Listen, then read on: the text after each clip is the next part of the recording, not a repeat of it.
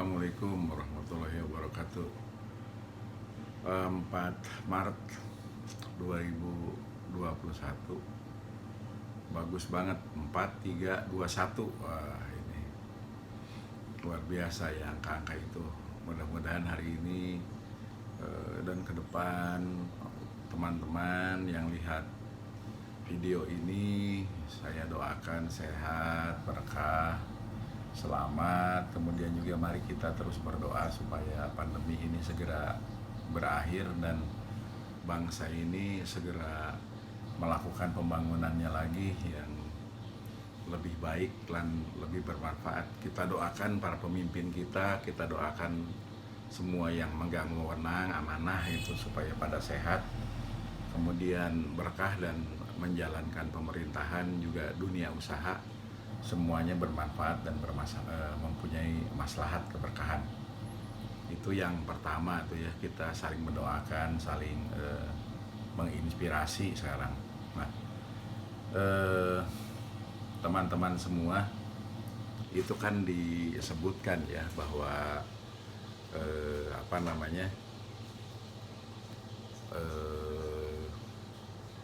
saat ini itu sudah dibilang sama Kapolri mendukung perintahnya presiden lah.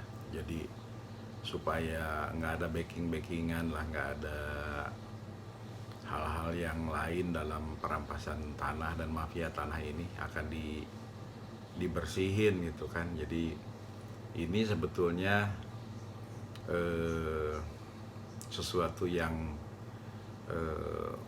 luar biasa yang seharusnya sebetulnya biasa. Jadi perintah presiden, arahan presiden itu kan harusnya sudah biasa didukung langsung, dijalankan itu. Tapi melihat sekarang gitu, ini menjadi luar biasa karena Kapolri Listio Sigit Prabowo yang jenderal ini itu menyampaikan nggak ada backing-backingan gitu, nggak ada backing-backingan. Nah, semua harus dibersihin gitu kan. Kata-kata tidak ada backing-backingan dari seorang Kapolri ini, saya kira ini pasti tidak sederhana. Dan backing-backingan ini pasti juga bukan sesuatu hal yang seharusnya terjadi atau biasa sesungguhnya. Nah, oleh karena itu alangkah indahnya dan kalau FKMTI itu udah mendukung, maksudnya mendukung usahanya presiden itu sejak dari November 2019. FKMTI bolak-balik ke BPN, bolak-balik ke berbagai instansi termasuk Kemenko Polhukam. Jadi awalnya banyak orang berpikir bahwa FKMTI hanya ngurusin kasus-kasusnya yang perorangan, padahal sejak awal FKMTI bilang ini bela negara. Dan kemudian hari juga diingatkan oleh seorang senior yang selalu ngajar di di Sesko ya, termasuk Seskukap, bahwa benar bahwa yang dilakukan FKMTI saat ini gitu kan untuk melawan perampasan tanah itu sebetulnya terjemahan dari apa yang disampaikan oleh Jenderal Besar Panglima Sudirman, jagalah rumah dan pekaranganmu gitu kan. Sehingga Jenderal Besar Sudirman itu bergerilya ketika itu di dalam rangka menjaga rumah dan pekarangan. Maksudnya bukan hanya rumah dan pekarangan pribadi, tapi kedaulatan negeri ini. Jadi semangat FKMTI bela negara itu sebetulnya sejalan dengan para pendiri republik ini. Hanya mohon dimaklumi, FKMTI ini organisasinya korban gitu. Jadi para korban yang sudah puluhan tahun berjuang masing-masing. Awalnya mereka hanya melihat bahwa mereka benar gitu. Jadi kok bisa tidak mendapatkan keadilan, hukum tidak jalan. Kemudian juga banyak hal yang berkaitan itu, mulai dari kelurahan, desa atau camat, kemudian juga ke lebih atas, kemudian juga di kepolisian, di kejaksaan, juga termasuk di pengadilan. itu banyak hal yang tidak rasional lah menurut mereka. Jadi mereka melihatnya bahwa karena merasa benar, kalau tidak merasa benar kan tidak mungkin sampai 30 tahun diperjuangin untuk apa, gila kali. 20 tahun gitu kan, terus tiap hari sampai mereka habis-habisan. Padahal sebelumnya mereka ada juga yang punya kelebihan lah ya rezekinya. Atau juga misalnya ada yang udah transmigrasi di situ tahun 80-an tiba-tiba keluar HGU. Jadi terpaksa harus berjuang karena transmigrasi kan pasti kepres. Begitu juga yang lainnya lah ya. Jadi perjuangan FKMTI itu kenapa bukan lambat ya, tapi bertahap karena organisasi korban. Jadi modalnya itu adalah menyuarakan kebenaran, datanya pun awalnya perlu disusun lagi, dirapihkan, distrukturkan, sehingga sekarang mulai bersuara, ayo kita adu data. Nah datanya apa gitu, tadi yang disampaikan itu menyangkut semuanya itu. Jadi ketika datanya itu semua dibuka, mudah-mudahan akan kebuka peta persekongkolan gitu kan, kalau bahasa kerennya konspirasi gitu kan, yang mungkin sangat terjadi di dalam berbagai proses ini, yang diingatkan juga sebetulnya oleh pengajar tadi gitu kan, yang dia ngajar di mana-mana gitu kan, dan yang kalau disebutin pasti pada kenal juga gitu, tapi dia bilang, Kang jangan sebutkan nama saya gitu kan, jadi biar kita sama-sama bisa terus berjalan beriringan. Karena kalau yang namanya mafia ini ya pasti hanya tercium baunya saja gitu, belum tentu kelihatan, belum tentu mudah dideteksi. Tapi karena kita dan demi cinta negara ini dan bangsa, jadi ya kita jalan saja Kang, nggak usah juga katanya saya jadi terkenal gitu kan. Padahal sebenarnya tokoh ini berada di lingkaran itulah. Jadi diingatkan bahwa ini adalah ada sebuah grand strategi menurut dia sih. Jadi penguasaan pantai-pantai di berbagai kepulauan sebagai pintu masuk, kemudian juga penguasaan wilayah-wilayah industri. Karena dengan itulah berbagai macam hal bisa dilakukan dari dalam keluar dan dari luar ke dalam gitu kan. Jadi saya sih jujur nggak sampai ke situ lah, karena 3 tahun ini kan nemenin korban saja gitu kan. Walaupun di tahun 2016 kami punya pengalaman benar ketika banyak pangkalan-pangkalan yang bisa didarati di negara tetangga kita itu, narkotika itu bisa turun dari kapal laut langsung ke pulau-pulau dengan menggunakan jet ski yang ditinggalkan gitu kan. Dan di tempat itu pada proses pemilihan pun satu suara ketika itu ekivalen dengan 1,5 juta rupiah gitu kan. Kalau di sini barangkali 100.000, 200.000 gitu kan, malah sebelumnya 50.000, ada yang 30.000 satu suara. Di situ hanya 1,5 juta satu suara. Itu di wilayah ujung-ujung bawahnya gitu kan, bukan di daerah yang majunya, yang di atas gitu. Dan mungkin kalau yang berpendidikan sih mungkin nggak bisa dibeli suaranya. Tapi ini pelajaran buat bangsa ini gitu kan, karena nanti ketika terbuka itu, di mana EKTP juga sekarang kan belum beres. Jadi kan banyak juga ada yang tiba-tiba punya KTP gitu kan, macem-macem gitu, sehingga ini membahayakan ke Dukcapil gitu kan. Kemudian nanti ketika cerita tadi benar gitu, ini kan harus diinvestigasi juga gitu kan. Jadi saya sebetulnya mengajak semua pihak untuk waspada. Mereka akan ikutan milih gitu, dan kalau jutaan ya repot juga nanti bangsa ini. Karena ketika bisa dikonsolidasi kan puluhan juta itu ya lumayan juga gitu, signifikan lah. Apakah itu untuk partai, apakah itu untuk calon presiden. Karena kita kan sekarang terbuka ya, jadi tidak menjalankan kerakyatan yang dipimpin oleh hikmat kebijaksanaan dalam arti penuh.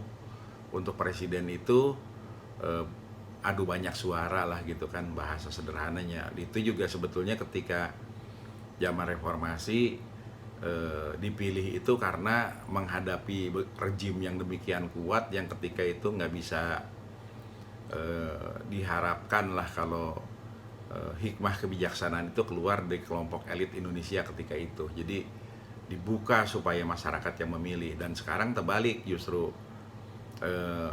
yang nyalonin, yang mengajukan, yang untuk dipilih kan tetap aja gitu, ke bahasa umumnya oligarki. Nah, ini untuk korban perampasan tanah, untuk rakyat Indonesia, pembicaraan melebar begini, walaupun awalnya kita bicara hanya backing-backingan, ini menjadi penting. Ini penting banget nih ya. Jadi kalau pagi-pagi, mohon maaf nih, kita harus makan pepaya dulu.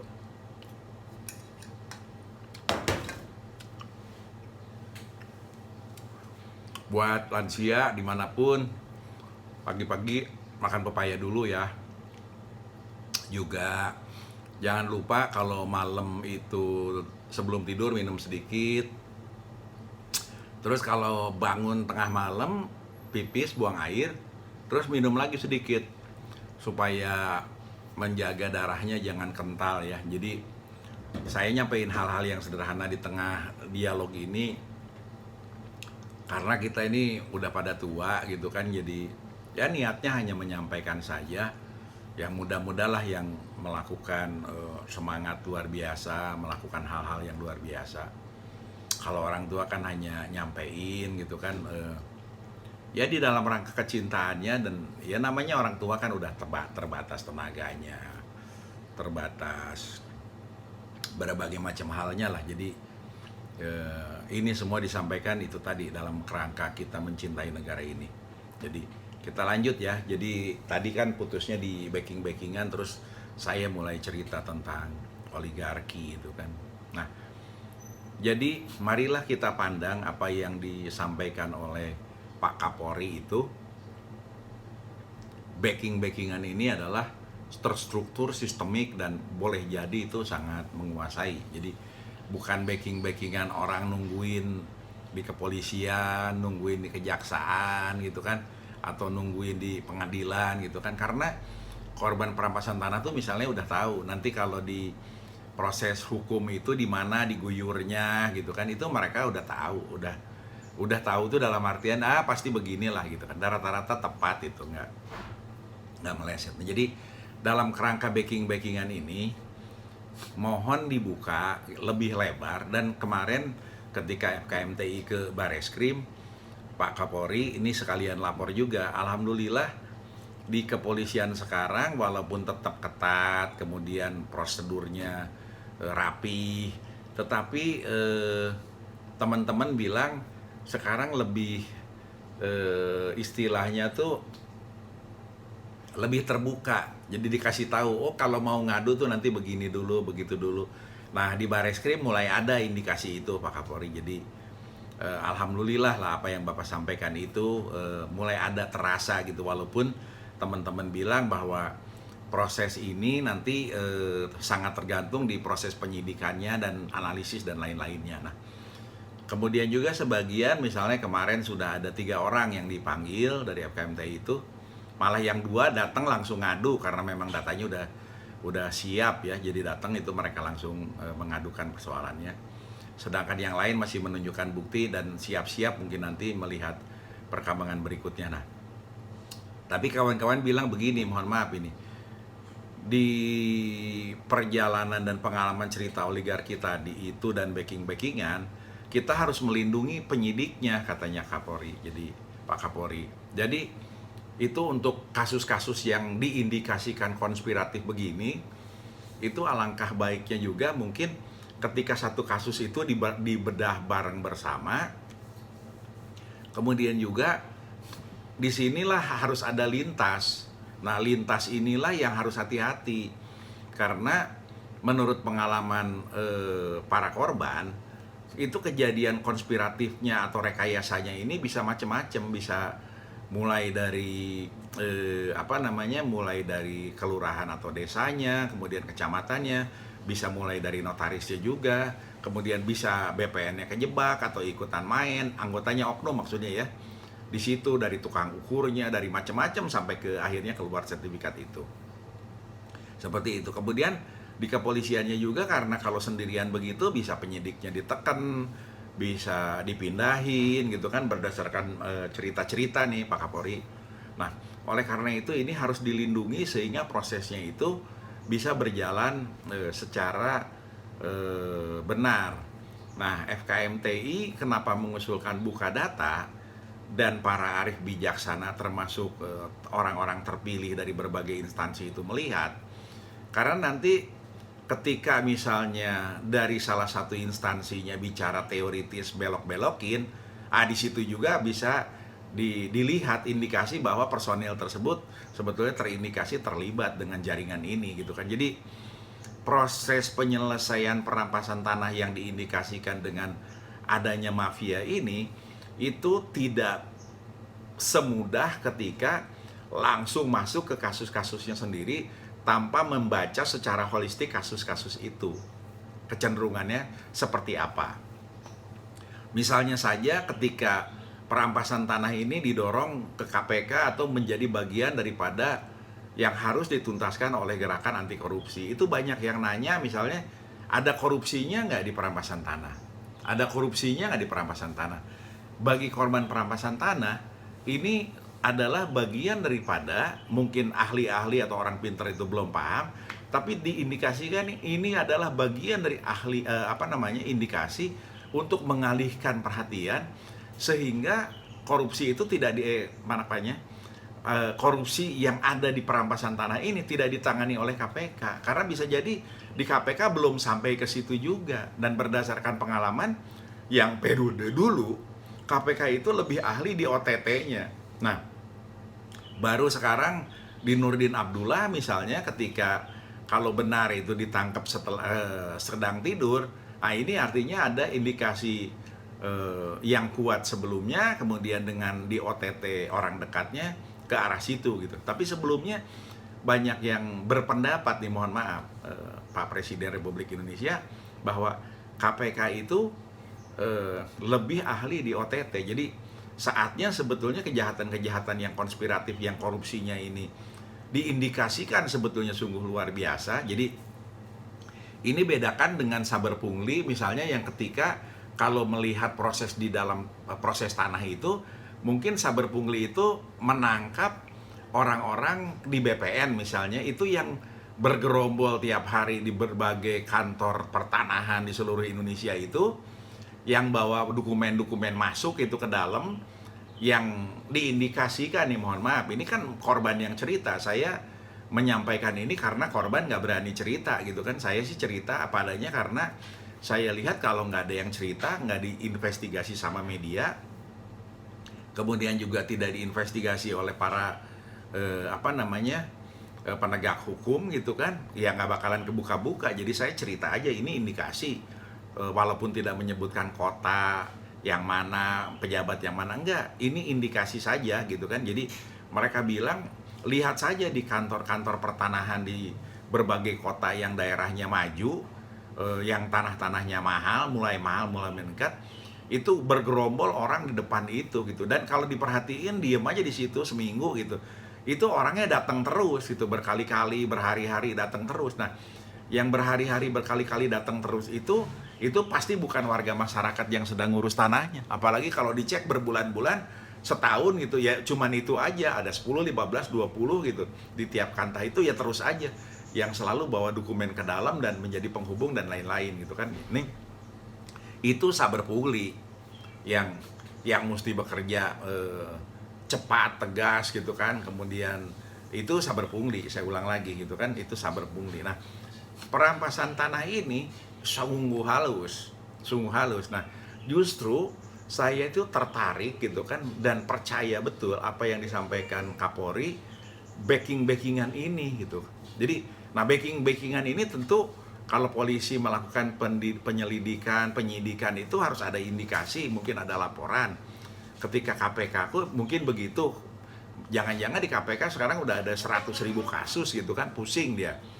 gitu kan. Jadi ya setahun juga bisa kita hitung lah berapa yang dimasukin gitu kan nggak banyak gitu kan, walaupun itu tetap penting. Nah, kemudian kejaksaan juga sibuk gitu kan karena nanganin Asabri, Jiwasraya, kemudian juga BPJS, kemudian yang lain-lain kan. Nah, jadi maksud saya inilah sebetulnya peran media yang sungguh strategis untuk bisa mengungkap apa yang disampaikan oleh Pak Kapolri itu, backing-backingan itu gitu kan. Jadi, nah backing-backingan ini kalau menurut logika saya nggak sulit-sulit amat harusnya gitu. Kenapa?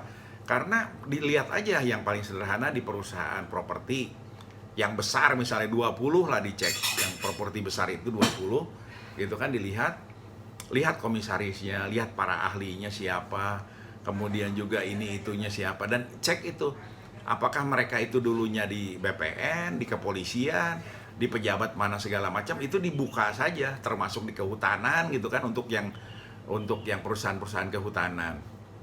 Untuk tambang juga begitu, apakah di SDM atau di mana, dibuka dulu. Nah, dari situ itu hampir pasti akan keungkap backing-backingan itu gitu kan. Jadi saya mendengar ini tuh, mohon maaf, bukan hanya dari Kapolri, tetapi ketika Kapolri menyampaikan ini, saya kira di BPN juga banyak orang baik akan happy juga. Waduh, kalau backing-backingnya udah dibaca, dilihat supaya tidak bisa melakukan hal-hal yang di luar kebiasaan yang seharusnya. Maksudnya ini alhamdulillah barangkali menurut saya akan jadi jalan yang ngebuka gitu kan, supaya lebih jauh bisa terjadi pemberantasan ini. Nah, itu yang pertama yang menurut saya sungguh penting sekali gitu kan. Jadi saya menjadi bertanya ketika ada para korban bilang, Kang, setelah Presiden menyampaikan lagi, kemudian Pak Dino Patijalal menyampaikan terima kasih kepada Presiden atas perhatian terhadap kasusnya, kemudian Pak Kapolri juga menyampaikan bahwa ini backing-backingan ini harus diberesin gitu kan, tetapi tanahnya Putri di Balikpapan malah digusur, di Semarang ada kejadian begini juga, di berbagai daerah begini. Nah, terus bertanya gitu kan, loh ini kok kebalikannya, jadi seperti halu ini, ada apa? Saya dengan semangat saya bilang, mungkin inilah cara juga, momentum yang kebetulan saja yang terjadi, tetapi ini juga yang harus mendorong korban-korban perampasan tanah di seluruh dunia melapor, dan datanya dengan lengkap, kemudian juga bicara dengan media apa adanya. Nah, pasti berisiko juga gitu, dan risiko itu sebetulnya sudah terjadi sekarang ini gitu kan, ketika tanah-tanahnya mereka gitu kan, kemudian juga yang dirampas itu kan nggak kembali, kemudian juga jadi korban juga, ada yang suaminya meninggal, ada yang dibuldoser, ada yang ini, ada yang itu udah jadi korban juga gitu kan. Jadi maksudnya adalah kita itu nggak bisa diem. Kalau korbannya diem, korbannya takut, ya nggak bakalan kebuka gitu. Apalagi termasuk juga kalau korbannya berani tapi salah menyampaikannya, tidak dengan data yang lengkap, tidak ke penegak hukum gitu kan, itu akan sia-sia juga gitu. Nah, jadi ini adalah saat yang tepat sesungguhnya untuk media massa. Kasus Pak Dino Patijalal itu nggak boleh mati apinya, harus sampai selesai. Kalau ke pengadilan itu sampai kebongkar. Nah, sekarang baru 2 minggu ini saja itu udah hilang, udah sepi, udah seakan-akan semua menghindari, seakan-akan semua udah selesai. Setelah konferensi pers yang dibuka itu beres semuanya.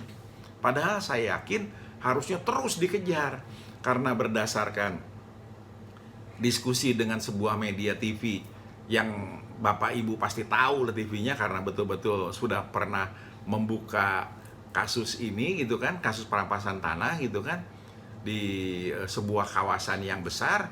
Itu nggak nyampe kepada siapa pembelinya begini, ketika di NIB-nya ditulis ini itu mentok, nggak ketahuan udah. Nah, itu bukti bahwa barrier-nya ini luar biasa kuat gitu kan. Jadi kembali ke cerita ini, bukan untuk marah-marahan, bukan untuk istilahnya rame ya, kemudian seru, bukan itu.